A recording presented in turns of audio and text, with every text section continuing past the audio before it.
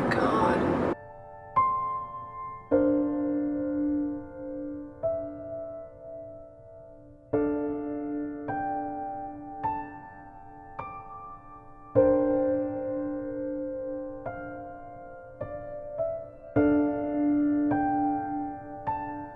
This Australia Day long weekend, I left Sydney for the first time in a really long time, and I went back down to the south coast of New South Wales, which you may or may not know was ravaged by bushfires around New Year's Eve. And it was quite a confronting trip. As I drove, normally it's just miles and miles of gum trees, and there were areas where, like, it's still emotional to think about. It was very, very damaged in some areas, and as you drove, it was impossible not to be moved by it, because the damage just went on and on and on and on.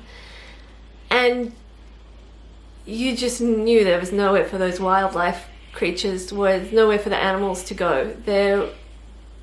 There was just nowhere for them to go, and it made you think about what the people of areas like Lake Conjola and the firefighters, what they must have seen and what they've been through. And I mean, it's pretty overwhelming just to see it. It's pretty overwhelming to rewatch the videos, because this is an area that I really love in Australia, but more because those animals had nowhere to go.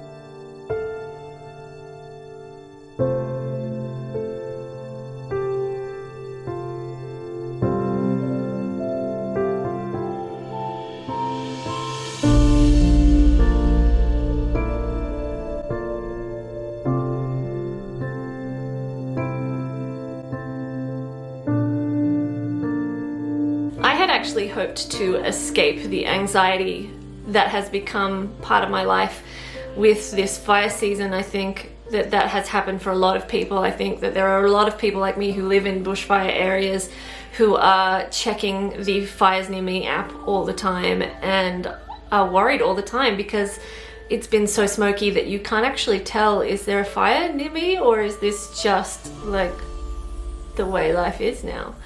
And I mean, I'm not really prone to anxiety at all, never have been before, but I've felt it and battled it quite a lot in these last couple of months, and I was really hoping to escape that. And I think initially when I saw the fire damage on the south coast, I was like, holy shit, like this might have been a mistake.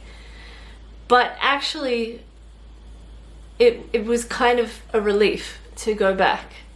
I know that sounds odd, especially when I got emotional about it, but there are still areas that are so beautiful, and even down in Lake Conjola, which was smashed by the fires, like a lot of the holiday parks and things, they're still there, they're still open, and the bush is really resilient. It will recover and start becoming green again really soon. And you've still got the lake area. There's still heaps of fun to be had down in these areas, and I think it was actually really kind of lovely to go back to these areas and know that you're supporting communities that need help, and to have fun and to breathe again, rather than be concerned that you can't go somewhere because shit's on fire everywhere. So I spent most of my time in Jervis Bay. My best friend lives down there, and it is an area that I go to.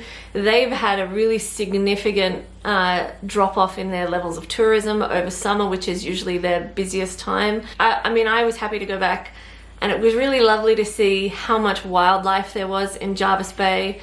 There is often like quite a few kangaroos and things like that, and my friend often sends me pictures of echidnas and things that are wandering through her backyard, and I've always wanted to see an echidna, and we never have in all these years of me going down to Jervis Bay, and I saw an echidna, so I was stoked. Little echidna! Hi, buddy! And there were heaps and heaps and heaps of kangaroos. I don't think I've ever seen so many. I suspect some of them had been driven into Jervis Bay by the Sussex Inlet fire, because some of them were definitely jumpy. And I don't mean that because kangaroos bounce, but in Jervis Bay, a lot of the kangaroos are pretty chill. They're so used to people being around. Even then, you still see very bold tourists kind of shooing them away, and it's like they don't know what kangaroos are capable of. And I saw people doing that, and these kangaroos were growling over food, and I was like, dude, I wouldn't shoo that kangaroo away. But there were quite a few kangaroos I saw that were very nervous. Hey guys! What up?